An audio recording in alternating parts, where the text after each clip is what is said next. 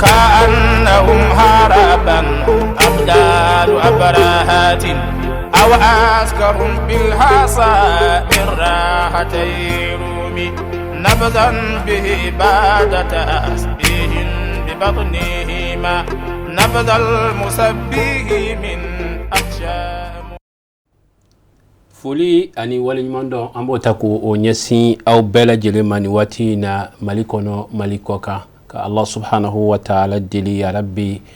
kunu kun ye suba ye duwawu minnu donna Ala ka duwawu ninnu bɛɛ lajɛlen minɛ ka Allah subhanahu wa ta'ala deli basigi ni bɛn ani kelenya Ala k'o sabati an ka jamana kɔnɔ fo ka taa se an kɛrɛfɛ dugu ninnu bɛɛ lajɛlen. Aw bisimila aw ka jɛmukan kɛnɛ kan n'o ye spécial mawludi ye dongo do wulada fɛ min bɛ sigi aw ye ka kɛ ni o ye bi an kɛlen don ka an karamɔgɔ bisimila n'o ye Ustaz Musa Kulubali ale ye Jamiyatul Ansardine wajulukɛla ba ye ayiwa ka bɔ Bilakaw fɛ yen nɔ ni Ala sɔnna ma an bɛna kuma fɛn min kan o de ye mawludu ye yani an ka don kɔrɔfɔw kɔnɔ bi an b'aw ladɔnniya k'a fɔ an bɛna yirali kɛ aw la kɛnɛ in kan kunungo balontan bannen wulikajɔ ni cɛsiri minnu kɛra fo ka taa se maa minnu tun bɛ makɔnɔni la da la a kow kɛra cogoya minnu na ni Ala ka jɛ ye fo ka taa se ayiwa baara ninnu a nun don cogo aw na lajɛli kɛ o la kɛnɛ in kɔnɔna na yani an ka don kɔnɔna na an b'an karamɔgɔ Musa Kulubali bisimila kɛnɛ kɔnɔna na. Ustaz Musa, assalamu alaikum. Wa alaikum salam wa rahmatullahi ta'ala wa barakatuh. Kori baasi tɛ la kɔnɔ? Alhamdulillah, baasi foyi tɛ. Denbayaw don? Baasi tɛ. Dakuruɲɛ kelen foli ka ɲɛsin filɛbaa bɛɛ lajɛlen ma. Alhamdulillah. A'udhu billahi minash shaitanir rajim. Bismillahir rahmanir rahim. Wassalatu wassalamu ala ashrafil mursalin sayyidina wa habibina Muhammadin sallallahu alaihi wasallam. Alhamdulillahi alladhi nawwara wa qawwara hadhihi al-umma ad-da'ifa biwujudi sayyidi Muhammad sayyidi al-mursalin sallallahu alaihi wasallam. Alhamdulillahi rabbil alamin. An bɛ lamɛnbaa bɛɛ lajɛlen fo ka bɛɛ barikada ni Ala ka jɛn ni manton sanuma in ka fara an ka ni kira laban ni ale ka bangeni san kunbɛ ye ka sigi o kɛnɛ kan an bɛ lamɛnjɛkulu bɛɛ lajɛlen fo ani lajɛbaa bɛɛ ni Ala ka jɛn ni Ala sɔnna ma. Ustaz Musa, o diyara an ye kosɛbɛ. An b'a fɔ tuguni k'a fɔ i bisimila an ka kɛnɛ kɔnɔna na. O hukumu kelen in kɔnɔ Ustaz, an bɛ mawludu kɔnɔna na. Mawludu ye waatiba ye an ka diinɛ kɔnɔna na wa fɛnba de don fana silamɛya kɔnɔna na. O hukumu kɔnɔ ɲininkali la i bɛ se ka mun fɔ an ye mawludu yɛrɛ an bɛ se ka mun sɔrɔ a la wa alakiraba sallallahu alaihi wasallam k'a ka mawludu ɲɛnamaya an bɛ se ka mun nafa sɔrɔ a la? Alhamdulillahi rabbil alamin. Alakira sallallahu alaihi wasallam a ka mawludu ɲɛnamayali nafaba de bɛ a la sabula an b'a fɔ Ala subhanahu wa ta'ala ale yɛrɛ de ye a jira an na fɔlɔ k'a fɔ an ye parce que Ala subhanahu wa ta'ala a b'a fɔ an ye kuranɛ kɔnɔ ko qul bi fadlillahi wa bi rahmatihi fa bi zalika falyafrahu. Allahu akbar. Allah subhanahu wa ta'ala a b'a fɔ an ye ko Mamadu a fɔ i mantonw ye ni ni Ala ka fusamantiya ye n ye fusamantiya min kɛ u ye ani ka hinɛ n ye hinɛ min k'u ye o kama u ka nisɔndiya wa khayrun mimma yajma'un. O de hɛrɛ ka bon ka tɛmɛ u ka fɛn bɛɛ fara ɲɔgɔn kan. Fara ɲɔgɔn kan bɛɛ. Fara ɲɔgɔn kan bɛɛ. Tɛ tɛmɛ o kan. Mamadu manto ka fusamantiya a n'a ka hinɛ o bɛɛ bɛ bɔ Alakira sallallahu alaihi wasallam ka cili de kɔnɔ. Sabula Ala ko wa ma arsalnaka illa rahmatan lil alamin. Mamadu ma ci foyi kama fo dafɛ bɛɛ ka hinɛ sɔrɔ. Ala sɔnna ka Mamadu kɛ kira la fusamanti ye ka tila ka manton kɛ manton la fusamanti fana ye. Sabula Ala subhanahu wa ta'ala a ye Mamadu manton pisaya manton bɛɛ ye. Kuntum khayrul ummati ukhrijat linnas ta'muruna bil ma'ruf wa tanhawna 'anil munkar. Wala aw kɛra manton na fusamandi ye a bɛ ɲɔgɔn bilasira ni ɲuman ye ka ɲɔgɔn bɔ juguman na. Allahu akbar. O ne mawludu lajɛ a nafa fɔlɔ ye Ala yɛrɛ de ye a jira an na sabula a y'an fusamantiya ni Mamadu yɛrɛ bonya ye o la an kan ka nisɔndiya ni Mamadu ko ye. O la o kɔfɛ fana an bɛ mun y'a kɔnɔ manton ka fusamandiya an fisara ni manton bɛɛ a valeur kɛla jumɛn ye a valeur de kɛla ka ɲɔgɔn bilasira ni ɲuman ye ka ɲɔgɔn bɔ juguman na. Mawludu yɛrɛ a sigimɛ jumɛn kan ka ɲɔgɔn bilasira ni ɲuman ye ka ɲɔgɔn bɔ juguman na. Allahu akbar. an karamɔgɔ o diyara an ye kosɛbɛ ni ala sɔnna ma o faamuyara an bɛ taa ka segin ka na i ma an y'a fɔ kɔrɔfɔw kɔnɔ k'a fɔ kunungo samedi 26 mars baaraw kɛra baara minnu ni a ka bon hakili ma sabula an karamɔgɔ Seyid Sheikh Usman Madan Haidara tuma o tuma n'ale kumana i bɛ taa sɔrɔ kanubagaw fo ka taa se silamɛya dɛmɛtɔn ansaru tɔndenw ma a kumakan ninnu b'u labato ka a kɛ i n'a fɔ a b'a laɲini cogoya min na o hukumu kelen kɔnɔna na kunungo balontan kun bɛ sen na a ɲinina k'a fɔ jama fɛn o fɛn mana na u ka to basigilen fo ka taa balontan ba a kɛnɛ kɔnɔ vraiment min kɛra a bɛ mɔgɔ nimisi wasa kosɛbɛ o hukumu kɔnɔna na an ye wulikajɔ kɛ ka taa se a kɛnɛ kɔnɔ an ye fɛn min sɔrɔ an ka jɛ ka an ɲɛmadaw fɛ alhamdulillah tiɲɛ la nisɔndiya a bɛɛ sabatira banzilaw ta sabatira an fana ta a bɛɛ sabatira an bɛ dugawu kɛ harabi ala ka sango yira an bɛɛ la hɛrɛ la an bɛ dugawu kɛ karamɔgɔ yɛrɛ ala ka miyan kɔrɔ ala ka sija ni barakama ni kɛnɛ lamɔgɔ ɲuman ala ka sira kan ala ka danna ka denbaya bɛɛ ma ala ka hɛrɛ kɛ an masa yɔrɔ bɛɛ ala ka masa ni kɔta yɔrɔ bɛɛ ala ka masa latan yɔrɔ bɛɛ ala ka jamana sabati ala ka jamana basigi a kɛra bonyaba de y'an bolo a kɛra karama ye ala ka asimuso sini kɛnɛ la ala ka barika da n'a kɔmaw na ala k'an to karamɔgɔ kɔfɛ ala k'a to an ka faden kanu na a ye jama minnu fɔra ɲɔgɔn kan ala k'a kɛ sini kɛnɛ ye ala ka bɛɛ hɛrɛ kɛ hɛrɛ la aw nana hɛrɛ la ala k'an bɛɛ hɛrɛ kɛ hɛrɛ la ala k'an ka kanufɛnw d'a ma ale bi ala ka tiɲɛ dɛmɛ ala ka tiɲɛ dɛmɛ ala k'a dɛmɛbaaw dɛmɛ min ko a tɛ fara karamɔgɔ n'a somaw na ala ka kunko d'a ma ka ɲin'o kɔ. awɔ a diyara n ye kosɛbɛ ne bɛ dugawu kɛ an jɛlen ɲinan ta ma ala ka ne jama fara ko ɲa an kɛ san caman kɛ ɲɔgɔn fɛ ala ka sija ni kɛnɛya di serifu n'a kɔmɔgɔ bɛɛ ma ala k'an bɛɛ lakana ala ka taga ni ka segin nɔgɔya. cɛ ne nisɔndiya ne sewa la nisɔndiyala yɛrɛ kosɛbɛ wa n sewa la mawulu kɛcogo ma a taabolo ka yɛrɛ an bɛ dugawu kɛ ala k'a kuncɛ hɛrɛ la ala k'a kɛ sini kɛnɛ ye an bɛ serifu yɛrɛ fo an bɛ virgin an b'u fo kolabɛn an b'u bɛɛ fo ala k'a kɛ sini kɛnɛya ye wala serifula kɔni a ka serifula ka di yɛrɛ. alhamdulilayi a fɔra ko a bɛna kɛ ye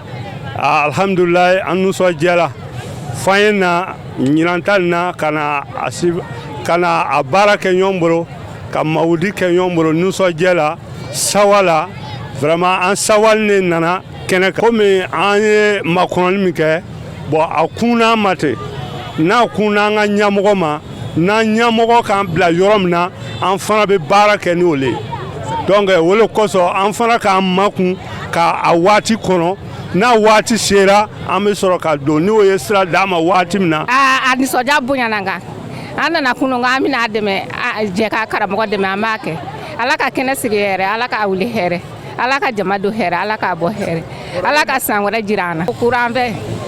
awɔ o diyara an ye yɛrɛ de. bon vraiment ne kɔni kɛra k'a mɛn a diyara an ye a bɛnna ma mais an bɛ min fɔ mɔgɔw ye mɔgɔw kɔni ka sabali ala kama ko kɔni n'i b'a la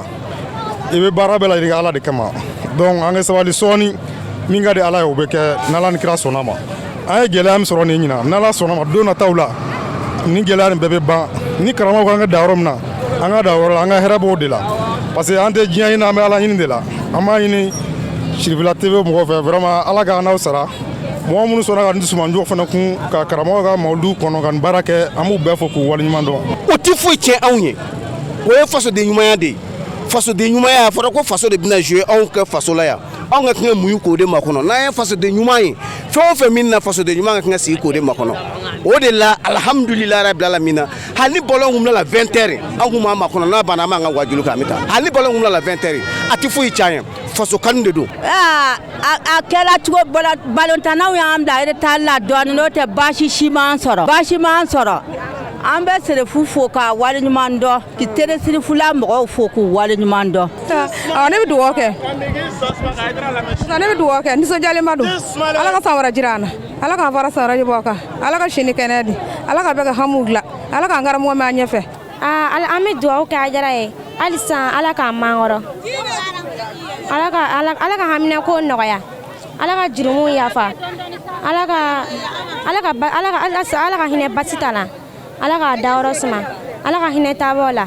ala ka yafa ko ma halisa ala ka hajara mankɔrɔ ala ka kan don an dusukun na. bɛɛ nana hɛrɛ la cogo min na ala ka bɛɛ ɲuman segin hɛrɛ la ten ala ka bɛɛ la kisi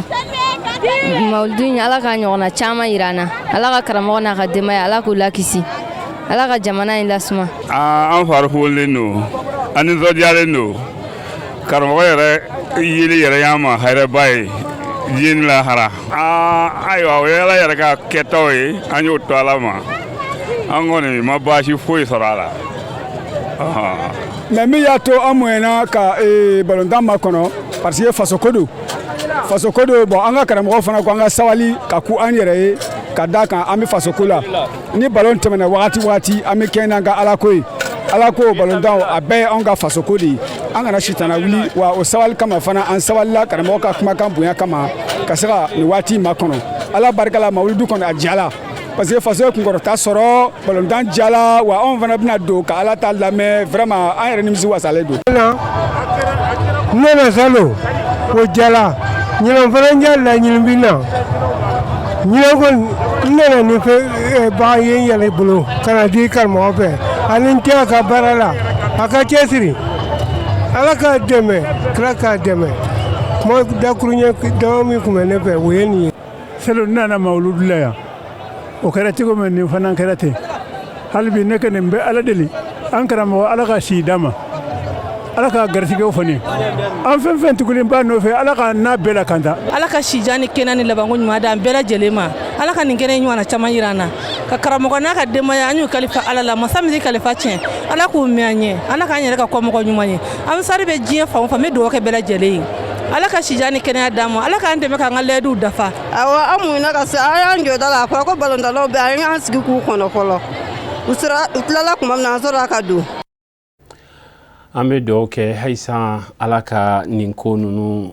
kɛcogoyaw ala ka faamuyaw di u ye mun ye ni sabali min kɛ ala ka kuma baraje Ustaz Musa hakili la i bɔra ka jaw ni kumakanw mɛn sisan nin n'a ɲɔgɔnna baara e ka faamuya mun bɛ taa hadamaden kɛ ka nin ɲɔgɔnna baara ka se ka ala bato.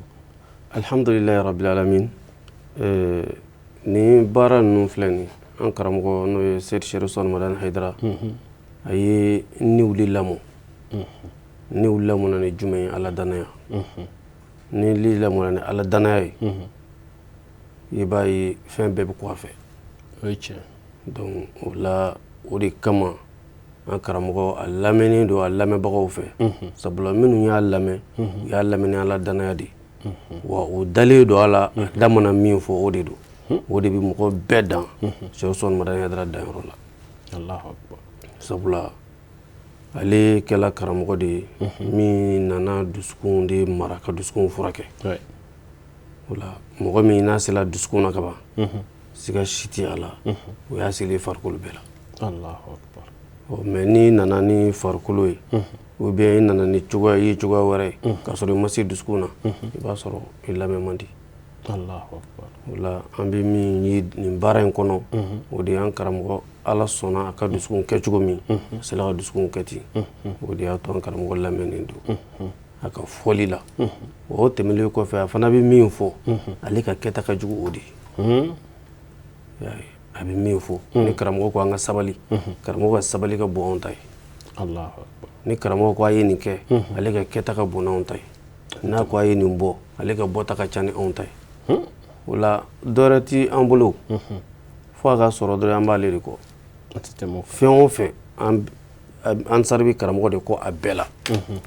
sabula an karamɔgɔ ni kɔmɔgɔ n'i ma kuyɔrɔ sɔrɔ ɲɛmɔgɔ la i bɛ da i dan na o la ne kɔni ye min ye nin bɛɛ kɔnɔ o de ye ala sɔnna ka mɔgɔ de di anw ma ni kuyɔrɔ t'a tigi la n'o ye an karamɔgɔ ye o la o de b'a to jɔn bɛ sabati ka dusukun kelen ka mafa ka tugu a kɔ ni ala ka jɛn ala y'a kɛ dafɛn de ye min n'a kumana dusukun bɛ lamaga de ni Seku Usmane Madani Hayidara kumakan ye o la ala bi jɔnw kanda minnu ni olu tugula kɔ n'o kɛla i b'a ye ni min fɔla dɔrɔn i bɛ sɔn sabula dɔ bɛna fɔ ko yala ko nin bɛɛ ye ansari ya nin bɛɛ tɛ ansari alhamdulillah jama in fanba kɔni bɛɛ tɛ ansari ye voilà parce que ɲininkaliw yɛrɛ la mɔgɔ caman bɔra yɔrɔw la ka na i b'a ye k'a fɔ ko kanuɲɔgɔnw ka ca a la kosɛbɛ fana alhamdulillah i b'a ye nin bɛɛ ye an karamɔgɔ kanuɲɔgɔn de minnu n'u ye karamɔgɔ lamɛn ka sɔn minnu ye karamɔgɔ lamɛn ka sɔn o ni minnu ye ansari ye n'aw nana a bɛɛ de bɛ kɛ kelen ye o la n'i y'a lajɛ nin tɛ kabako ye anw bolo bilen peut-être an fɛ quoi kabako tɛ mun na n'i y'a lajɛ san caman de bɛ yen ni mawudu in bɛ sen na ni ma ɲinɛ nin kan ka kɛ a siɲɛ 38 de mɔgɔw de bɛna ka na dɔgɔkun kɛ an karamɔgɔ fɛ yen depuis jama ma bonya fo kana jama bonya mɔgɔ m'a ye k'a fɔ ko dɔ dɔ la mɔgɔ dɔ ni ɲɔgɔn cɛ yɛrɛ gɛlɛya la ou bien k'a ye mɔgɔ karamɔgɔ ye fɛn dɔ fɔ don dɔ la o sɔsɔ la o ma kɛ Allahu akbar nin tɛ a fɔlɔ yɛrɛ ye ni an hakili b'a la an ka dɔgɔtɔrɔso dayɛlɛli la fɔla karamɔgɔ dɔ ko n kabakoya la parce que karamɔgɔ yɛrɛ m'a fɔ kuma lasela de ye kuma lase Jɛngɛnɛbugu terrain na ko karamɔgɔ ko k'a ɲini jama fɛ aw ka to yan ani faamaw bɛ taa ka taa eriban tigɛ ka segin donc o kuma min n'o kɛra ko bɛɛ sabatili nɔ na fo u taara ka na ko o de y'ale kabakoya baara in bɛɛ kɔnɔ sabula a ma sanfɛ karamɔgɔ yɛrɛ m'a fɔ dɔ de y'a fɔ ko karamɔgɔ ko ten dɔ ko o tɛ kabako ye parce que min y'a fɔ ko karamɔgɔ ko ten danaya siraw de don o da kɛ mo o de la wa siga si tɛ a la karamɔgɔ y'a fɔ fana Allahu akbar donc nin ye o misaliya kelen de ye ala ka faamuyaw di an ma Ustaz Musa halisa an bɛ mawudu hukumu kɔnɔna na an b'a mɛn k'a caya k'a fɔ alakira a kɛra hinɛ ye ka ɲɛsin diɲɛma bɛɛ lajɛlen ma o hinɛ in an bɛ se k'o ye cogo di an kelen o kelen bɛ se k'a faamu cogo di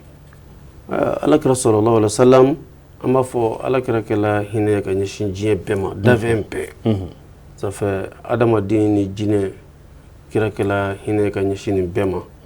o de kama alakira sallallahu alaihi wasallam hakɛ b'a la a ye hakɛ sabati fɛnw bɛɛ ni ɲɔgɔn cɛ o kɔrɔ ye alakira nana ni ala ka hakɛw ye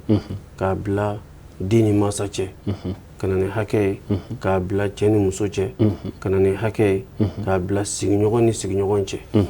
sigiɲɔgɔn silamɛ a n'a silamɛ ɲɔgɔn sigiɲɔgɔn ani sigiɲɔgɔn wɛrɛ min tɛ silamɛ ka hakɛ bila nin bɛɛ la ka tila ka hakɛ bila hali mɔgɔ yɛrɛ n'i ka daba cɛ donc ni i ka daba a dagalen du ye k'a kantigɛ k'a dun nka n'i y'a kɔnɔ juguya k'a faga i bɛ jurumu sɔrɔ Bukhari b'a fɔ ko muso dɔ donna jahanama kɔnɔ sabula a dimina ka jakuma kɔrɔ a y'a minɛ k'a siri a ma dumuni d'a ma a ma ji d'a ma a ma bila ka taa dumuni ni ji in na yɛrɛ mais kɔngɔ ni minɔgɔ ye jakuma faga ala banna ka fɛn bɛɛ la ka sababu kɛ mun ye ala kɛra ka hinɛ Allahu akbar ola ni ala kɛra sallallahu alaihi wasallam a nana ni hakɛ minnu ye n'a sabatila jɔnw ni ɲɔgɔn cɛ i b'a dɔn ko siga si tɛ ala lafiya de bɛna diɲɛ kɔnɔ Allahu akbar wa ala kɛra yɛrɛ o preuve caman jira a nalen k'a jira k'a fɔ ale de nana ni hinɛ ye kira kun tɛ kɛlɛkɛla ye kira sallallahu alaihi wasallam tuma min na ni ala kɛra nana Madinɛ a y'a sɔrɔ Awusiw ni Khazrajiw fɔlen don ɲɔgɔn kɔ Madinɛ kabila ba fila gɛlɛyaba de b'u ni ɲɔgɔn cɛ furu sala ɲɔgɔn fagaw dolu ni ɲɔgɔn cɛ mais ala kɛra sallallahu alaihi wasallam a ka baara fɔlɔ bɛnna k'olu fara ɲɔgɔn kan bɛn yɔrɔ min na hinɛ de bɛ yen yɔrɔ an yɛrɛ ka bamanankan fɔlɔ b'a fɔ ko bɛnbaliya so mana bonya cogo o cogo don dɔ la tonbo de don don dɔ la a bɛ ci ala kɛra sallallahu alaihi wasallam a ka baara kɛl'o ye ka na Madinɛ fana kerecɛnw yahudiyaw bolisɔnnaw n tɛ foyi la ka tila k'a bɛɛ fara ɲɔgɔn kan ka ɲini k'a fɔ o kuma an ka jɛ an bɛ dugu kelen na an ka jɛ ni dugu kelen na sigi ye ala an ka sigiɲɔgɔnya latigɛ an ka jɛ an ka hinɛ ɲɔgɔn na donc o la i b'a dɔn ye ko Mamadu cila dafɛ bɛɛ ka hinɛ de kosɔn o ye daliluba de an bolo ni ala sɔnna min b'a jira k'a fɔ ala kɛra sallallahu alaihi wasallam a ka cili dafɛn bɛɛ kan bɛɛ b'i ta sɔrɔ a la siga foyi t'a la hakili la o faamuyara hali sisan an bɛ segin ka taa stade 26 mars kɔnɔ Ustaz tumana min na balontan kun cɛra an karamɔgɔ Seydi Sheikh Usman Madani Hayidara aka kalanden jolo kɛrɛnkɛrɛnya la an balimakɛ Salif Kulubali ale min ye grande événement ɲɛmɔgɔba ye ka fara Mawlidu commission ɲɛmɔgɔba kan yɔrɔ jara n'u ka mɔgɔw bɛɛ lajɛlen u ye kabako lamaga kabako min ni a bɛ mɔgɔ dabaliban kosɛbɛ sabula bɛɛ de sina ka ɲɛsin baara in ma i n'a fɔ aw bɛna jaw ye cogoya minnu na u ye wulikajɔw kɛ ka sin ka terrain fan bɛɛ lajɛlen kɛ sen n'o ye ayiwa min bɛ installation kɛ fo ka taa siège talaw minnu bɛ u bɛ boli ni teliya minnu na a fɛn ninnu vraiment a kɛra fɛn ye fɛn min ni ɲɛ dara ja ninnu kan a bɛ mɔgɔ nisɔndiya hakili la Mohamed Keita ale bɛna an bila a yɔrɔ la donda la baara yɛrɛ kun fɔlɔ ka taa se o daminɛna siège ninnu tali ayiwa ni Ala sɔnna ma a jaw hakili la an bɛna tila ka segin ka na u ma ka se k'a yira aw la a baara ninnu kɛra kɛcogoya mun na an b'a ɲini Ala subhanahu wa taala fɛ u y'a kɛ ni fanga min ye ani cɛsiri ni wulikajɔ min ye Ala ka kɛ baraji ye ka a d'u ma ani silamɛ bɛɛ lajɛlen mais min yɛrɛ kabako saz baara ninnu don cogo a bɛ mɔgɔ dabali ban dɛ alhamdulillah siga t'a la nka an ye kelen min fɔ o de don baara ninnu kuma o kuma ansardini ye jɛkulu min ni Ala subhanahu wa taala ye u yɛrɛ de bila a ka sira kan ni an karamɔgɔ ka wulikajɔ n'a ka cɛsiri fɛn o fɛn n'a a bɛna k'i kɔnɔ k'o bɛ k'u bolo gɛlɛya ye Ala b'a nɔgɔya de komi n'a fɔ Ala subhanahu wa taala ye alakira ka sahabaw dɛmɛ yɔrɔ caman ka u ja gɛlɛya komi Ala tun bɛ wayi de di kira ma k'u ja gɛlɛya an bɛna aw dɛmɛ ni nin ye n bɛna aw dɛmɛ ni nin ye a b'aw wasa an ka mɛlikɛ 5000 ci ka n'aw dɛmɛ ka jihadi kɛ donc n'i y'a lajɛ nin baara in baara de don an b'a fɔ ko tile fila baara u y'o de kɛ militi 30 kɔnɔ Allahu akbar y'a ye sabula n'i ye baara jateminɛ depuis juma n'o ye juma don terrain baaraw a bɛ daminɛ donc sirakunnaw ani kuru kɔnɔnaw ko baaraw kan ka sigi cogo min na fo ka na se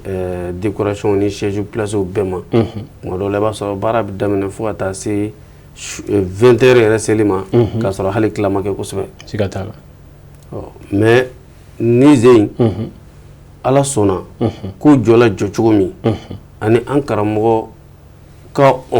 ni diɲɛ na ni a ye balontannaw ka balon ta n'olu tilala 18 heures ka bɔ anw b'an ka labɛn kɛ Allahu akbar bon baara o baara Ala tulo b'a la Ala fana farala mɔgɔw de kan hali ko labɛnnaw yɛrɛ t'a dɔn k'u ye ko in labɛn cogo min na a ko a teliyara olu a teliyala u yɛrɛ ma parce que caman bɛ yen nɔ u ma sigi a kan fiyewu k'a fɔ a bɛ se ka teliya nin hakɛ in kɔnɔ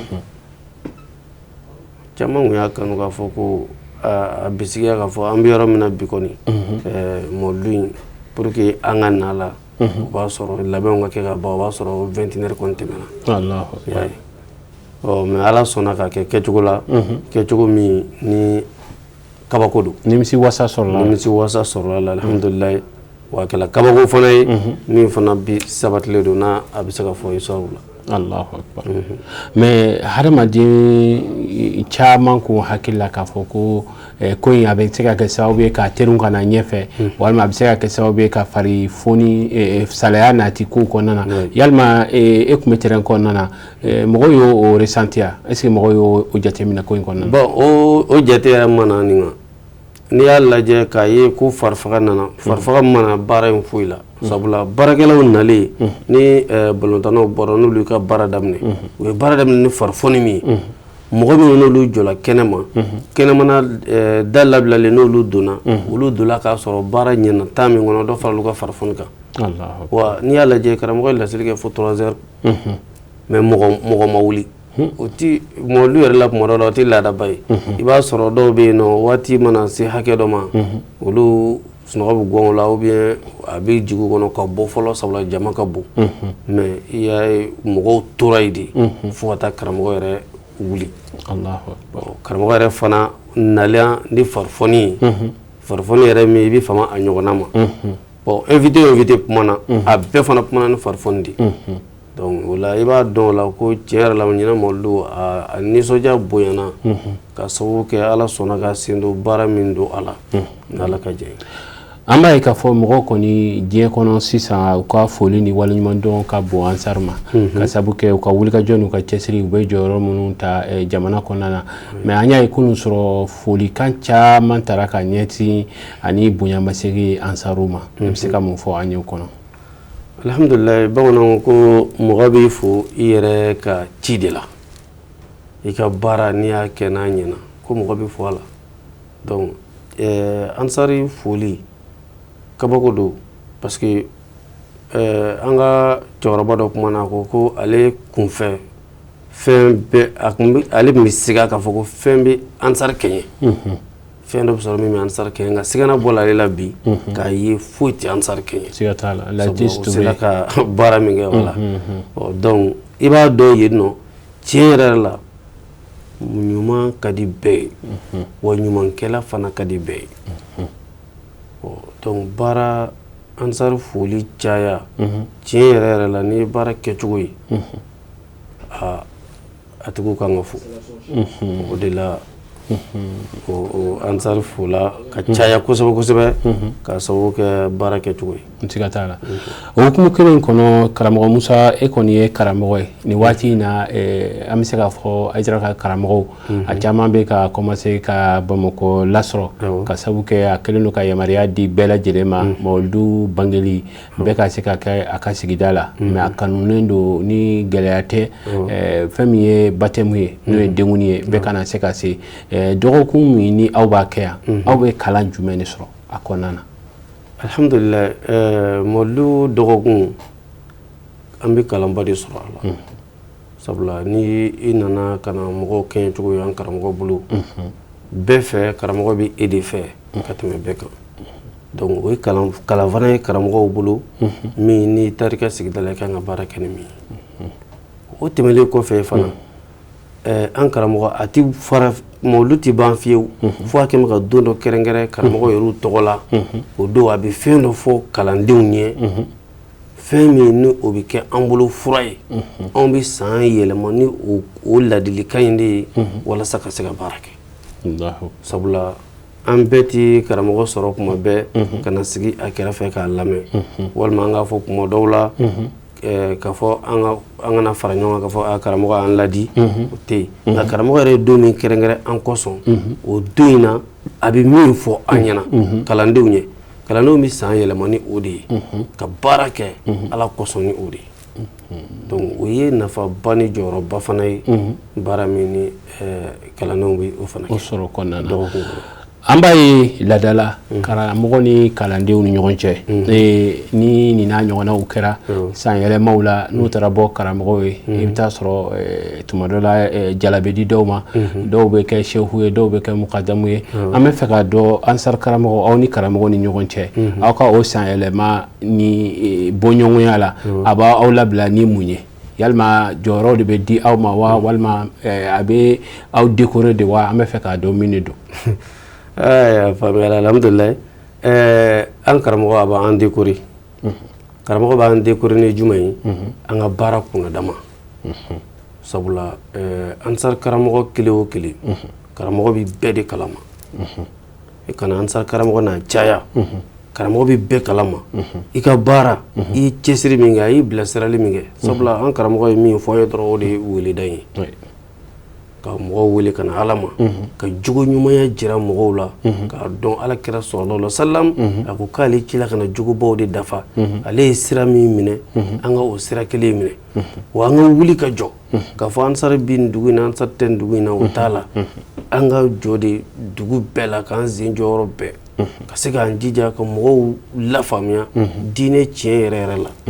o la ni mɔgɔ min ka wuli ka jɔ bonyana o la i b'a ye o tigi o don in na i ka baara yɛrɛ de bɛ e yɛrɛ jira sabula ala subhanahu wa ta'ala b'o kelen de fɔ i'malu fasayara Allahu amalakum wa rasul wal mu'minin siga t'a la a ye baara kɛ ala bɛna ka baara ye mu'minu fana b'a ye donc an ka baara b'o cogo de la n'an ye baara kɛ ala b'a ye kira b'a ye an karamɔgɔ b'a ye mu'minu fana b'a ye donc o baara ninnu o décoration bɛ ala yɛrɛ de bolo ka karamɔgɔ bila dɔ bila I ka garadi la ni Ala ka kɛ ye. Siga t'a la o b'a yira k'a fɔ aw ka jɛ kɔnɔna na aw faratɔla a bɛ bilasiralikan ni ladilikan minnu di aw ma o ka bɔ aw bolo ka tɛmɛ diɲɛ décoration bɛɛ lajɛlen kan. Siga si t'a la an karamɔgɔ bɛ min di an ma an tɛ dansi sɔrɔ o la o de ye san bɛ yɛlɛma k'a to an kɔnɔ o de b'a to karamɔgɔ ni min ma dɛsɛ ni dɔrɔla gɛlɛn tɛ o t'i to kɔfɛ fiyewu fo nin don in sabula mɔlu su fɔlɔ n'a su filanan ka tɛmɛ ansa karamɔgɔ kan a b'o fɛ ani karamɔgɔ ka ɲɔgɔn ye don ka tɛmɛ a kan. Allahu akbar. Dɔgɔkun kɔnɔ don mɔlu dɔgɔkun kɔnɔ don kɛrɛnkɛrɛnlen don o don ka d'aw ye kosɛbɛ. Kosɛbɛ. An bɛ dugawu kɛ Ala ka o don yira an na an karamɔgɔ an bɛ fɛ k'a dɔn e yɛrɛ kun n'i ɲininkara mɔludu ko jamana in kɔnɔ an b'a dɔn an karamɔgɔ ye wulikajɔ ni cɛsiriw k'a la kunun ko ka na bi la yalima danfara jumɛn kɛra e ka yeta la danfara jumɛn bɛ ani kunun ta cɛ ɲɛtaga la. Alhamdulilayi mɔludu ko la n'i y'a lajɛ an b'a fɔ mɔludu kɔni a tun bɛ kɛ ka kɔrɔ. An b'a ye an y'a mɛn ka kɔrɔ dɔnba kalo donc mɔludu bɛ kɛ ka kɔrɔ bilenkɔnɔnaw la kalimadaw tun bɛ kɛ carnet kalanw tun bɛ kɛ mais ka mɔludu yɛrɛ ka kɛ fɛn valeur ye k'a bila niveau la o ye an karamɔgɔ ka baara de ye sabula an karamɔgɔ de nana ka na Ala subhanahu wa ta'ala ka kuranɛ aya sabati ni k'a fɔ ko Ala ko Mamadu ma warafa'ana laka zikraka an bɛna I kofɔli kɔrɔta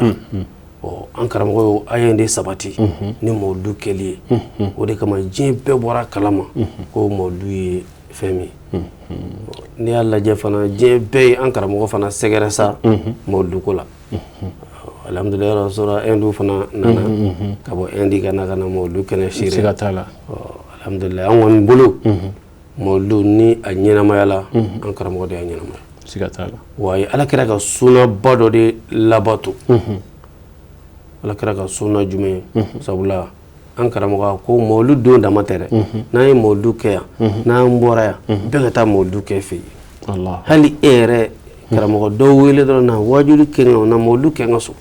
ou bien n'i se kɛla 200 o b'o di dɔ ma o nisɔndiya la Ala kira bangena ni n ka mɔludu nisɔndiya ye i bɛna ye o ye Ala kira ka sunnaba ye jumɛn na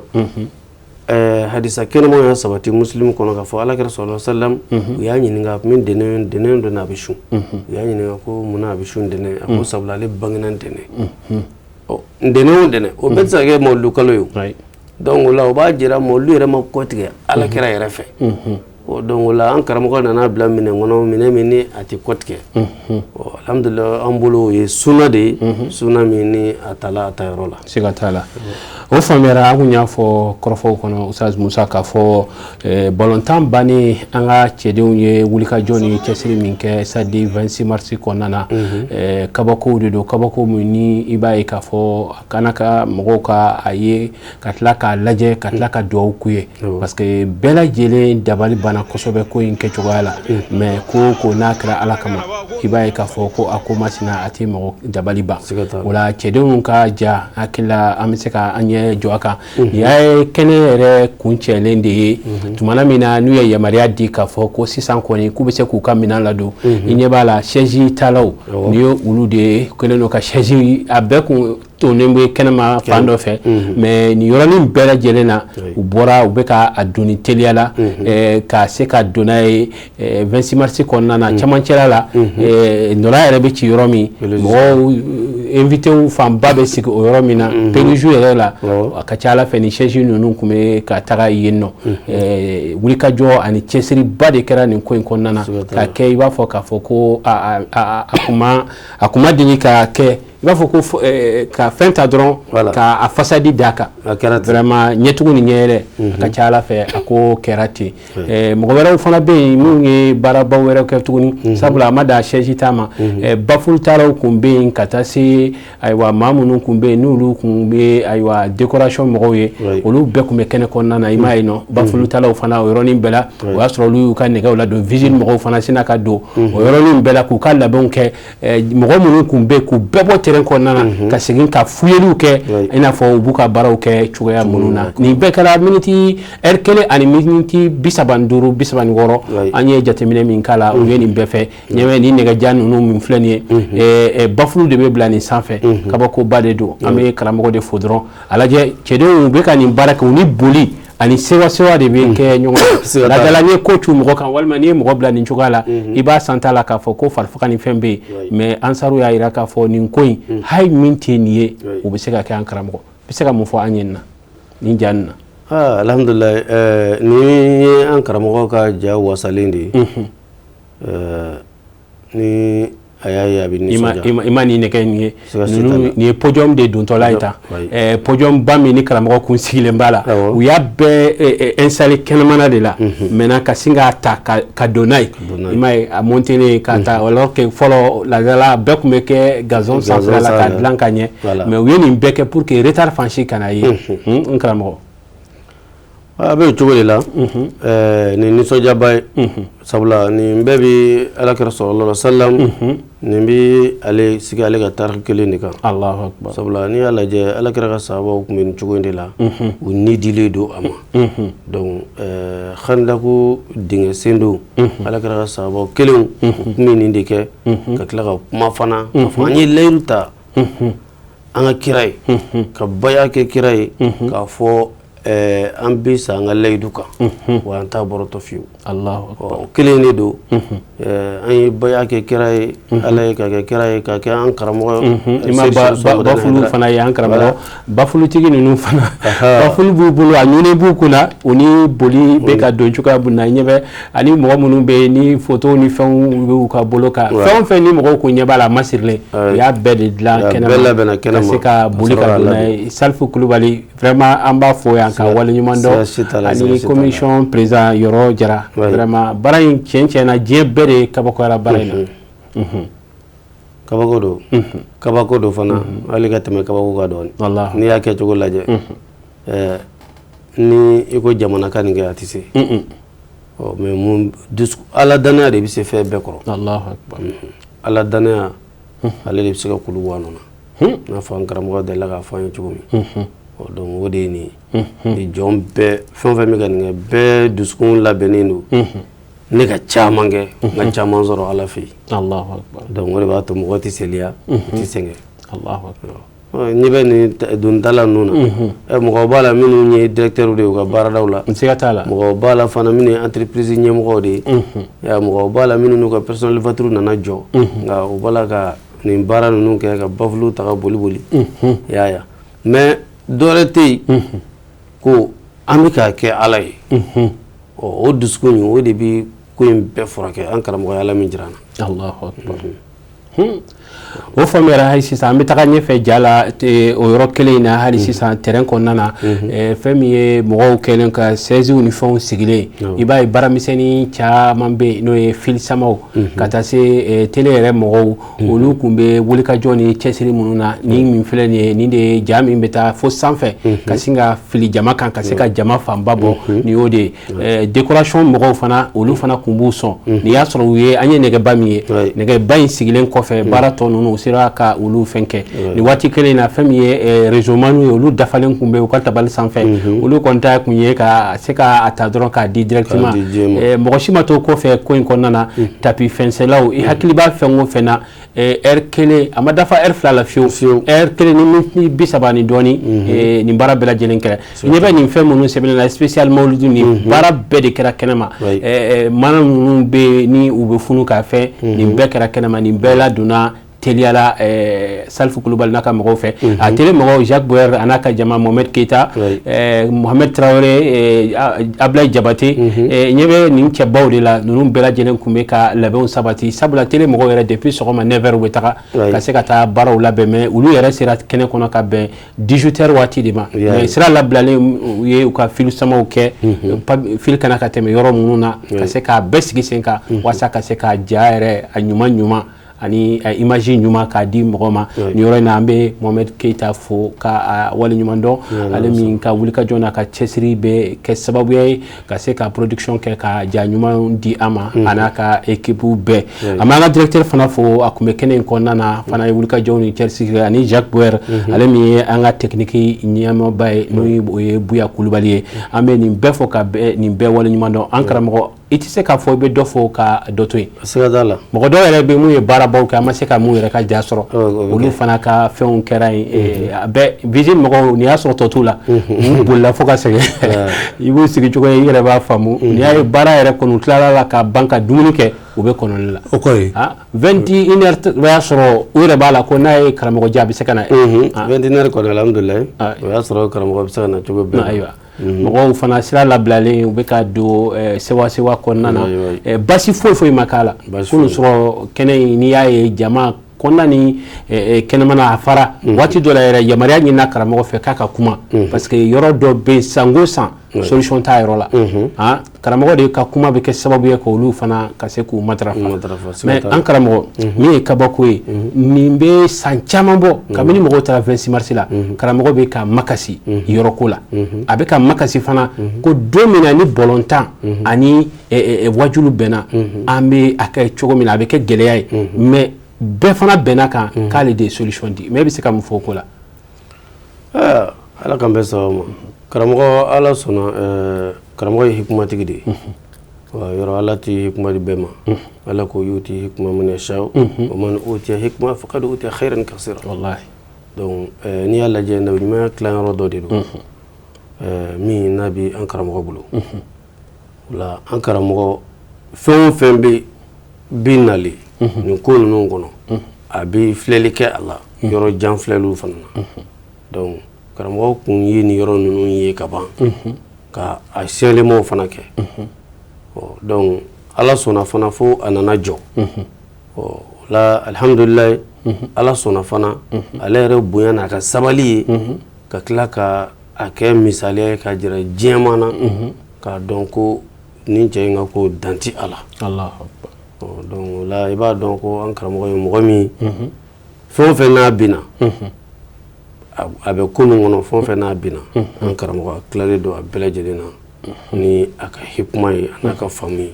a n'a ko k'an ka solutionner cogo min a b'a solution de a ka to a ta la walima a kana to a ta la Allahu akbar an bɛ dugawu kɛ ala ka a ɲɛ mɛn a la ustaz an ka waati bɛ ka sɛnsɛn ka se an bɛ i ɲininka nin kɔrɔfɔ ninnu bɛɛ lajɛlen kɔfɛ kuma kuncɛ kuma jumɛnw de bɛ k'a da nin kan alhamdulilayi an nisɔn ka di mawulidu min ni a daminɛna n'o ye san 2022 mawulidu ye a daminɛna a kɛla nisɔndiya ni farifoni ye sabula an ye nisɔndiya ni farifoni sɔrɔ fan bɛɛ fɛ yɔrɔ ale tɛrɛ la ndɔlɔtan min kɛla ndɔlɔtigiw yɛrɛ gagnena gagnelila o kɛra an b'a fɔ n ko hali n'a sɔrɔ u delila ka ɲɔgɔnna kɛ o famana kosɛbɛ kosɛbɛ siga t'a la donc o la o b'a jira ko nisɔndiya bɛ a kɔnɔ donc toujours an bɛ min fɔ bɛɛ lajɛlen o de ye n'an tola nin sira kelen kan ka to an karamɔgɔ lamɛnni kan siga si tɛ a la an bɛ min ɲini an b'a sɔrɔ siga t'a la diɲɛ ani lahara diɲɛ hɛrɛ ani lahara hɛrɛ a bɛ sɔrɔ de tuma min na ni an ye zona kan ka mursidu lamɛn donc n'an y'an karamɔgɔ lamɛn siga si t'a la an ka ɲini fɛ an b'a sɔrɔ ni ala sɔnna ma ni ala ka diɲɛ ala k'an ka ɲinifɔw nɔgɔya an b'i fo k'i waleɲuman dɔn ka foli lase bilankaw ma nin waati la hakililaw bɛ k'i lajɛ ka dugawu k'u ye ala ka san caman yira an na ka ala subahanahu wa taala deli i ye dakuruɲɛ fila min di an ma yan ala ka faamuyaw di an ma ka si ni kɛnɛya di ka labanko ɲuman di an b'a fɔ k'a fɔ ko i kulubali alhamdulilayi wala foli ka laban minnu bɛ ka da nin kan ala ka diɲɛ ye an bɛ foli kɛ ka foli fɔlɔ an karamɔgɔ de la n'o ye Seydi Seydou Usmane Madani Hayidara an bɛ a fo ka waleɲuman dɔn ka deli ala fɛ sijan kɛnɛ la ɲuman ala k'o di an ma a n'a ka denbaya bɛɛ lajɛlen ale ye adamaden dafalen de ye an b'a fɔ ko ale ye insanu kamil ala sɔnna ka mɔgɔ min k'a dafa san 60 ani kɔ mɔgɔ ma se k'a fɔ ko karamɔgɔ ye nin kɛ a ma ɲɛ walima ye nin fɔ a ma ɲɛ ko dalu bɛ jɔ o kan donc alhamdulillah ka tila ka bɔnaw d'a ma ka furuɲɔgɔnw d'a ma fiɲɛma sɔrɔ minnu na o de ye dafalenya ye ka tila ka ko k'a ye ala ma min ɲɔgɔnna kɛ mɔgɔ ye sabula mɔlu tun bɛ bamakɔ yan cogo min a tun bɛ kaye ten keɲɛba kita kumantu ka fara maraka kungo kan an karamɔgɔ bɔnaw fɛ o bɛɛ bɛ kɛnɛba ye ka kɛ jama ye donc o la alhamdulillah an bɛ an karamɔgɔ n'a ka denbaya bɛɛ lajɛlen fo ala ye anw minnu olu dɔn minnu gɛrɛsɛgɛ la u ka tila ka foli ɲɛsin télécharge la baarakɛla bɛɛ lajɛlen ma u ka cɛsiri ni u ka wulikajɔ la an karamɔgɔ ka nɔrɔ carini na u ka tila ka foli ɲɛsin jalo yɛrɛ ma ani lamɛnbaa bɛɛ lajɛlen ni ala ka jɛ ye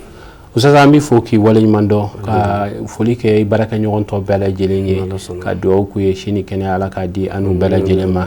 an bɛ a fɔ aw ye k'a fɔ an ni maa min tun bɛ kɛnɛ in kan o de ye an karamɔgɔ Sheikh Musa Kulubali Jamiyatul Ansarudine laselikɛlaba de don Bilakaw fɛ yen nɔ ka kɛ ni kunusɔrɔ baara minnu kɛra ani ayiwa mawuludu yɛrɛ ko min b'a kɔnɔna na a nana ka na dakuruɲɛ fila fɔ an ye n'aw ye jɛmukan in lamɛn aw bɛ faamuya caman sɔrɔ a la o la an ye yirali min k'aw la kunungo baara minnu kɛra ka se ka ɲɛfɔli k'aw ye olu baara fitinin minnu n'an sera ka fara ɲɔgɔn kan o de ye nin ye o la an bɛ aw fo ka waleɲuman dɔn spécial mawuludu kɛnɛ kan wula nin waati in na ka ala subhanahu wa ta'ala deli kunu sɔrɔ duwawu minnu donna ala k'u bɛɛ minɛ nin bɛɛ sababu ɲuman ye an karamɔgɔ min sini kɛnɛ ala k'a d'a ma a n'a ka denbaya bɛɛ lajɛlen ye ka ala subhanahu wa ta'ala deli mun bɔra ala ka segin n'u bɛɛ ɲuman ye ka kisi kɛ ka tanga kɛ fan bɛɛ lajɛlen fɛ nin kɛnɛ in kan an tɛ ɲinɛ an ka mali surasiw kɔ ani an ka fintigilakaw bɛɛ lajɛlen ala ka bɛɛ kisi ka bɛɛ tanga ka aw fo ka waleɲuman dɔn sini ye don wɛrɛ ye an ni aw bɛ ɲɔgɔn sɔrɔ inshallah wasalamu alaikum wa rahmatullahi ta'ala وبركاته كأنهم هربا أبدال أبراهات أو أسكرهم بالحصى من راحتي رومي نبذا به بعد تأسبيه ببطنهما نبذ المسبيه من أخشام